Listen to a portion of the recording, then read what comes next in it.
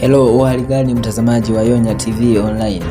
Kama ni mara yako ya kwanza kuifuatilia Yonya TV Online, hakikisha una subscribe ili uwe kwanza kufuatilia na kuzipata taarifa zetu kwa wakati pindi pale tutakapoweza kupakia. Bwana, kutokea Njombe,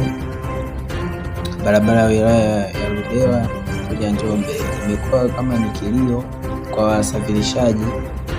ambao wanatoa mizigo yao kutoka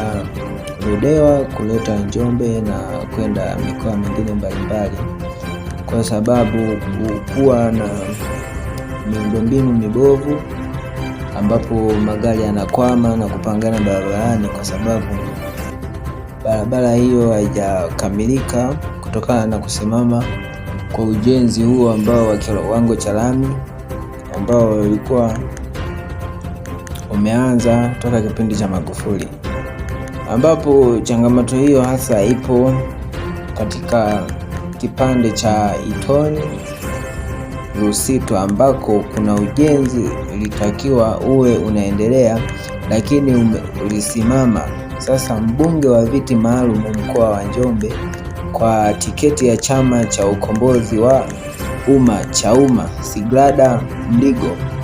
ametoa tamko ya mwezi mmoja kwa serikali kuhakikisha mkandarasi aliyekuwa anajenga barabara hiyo anarejea haraka kazini.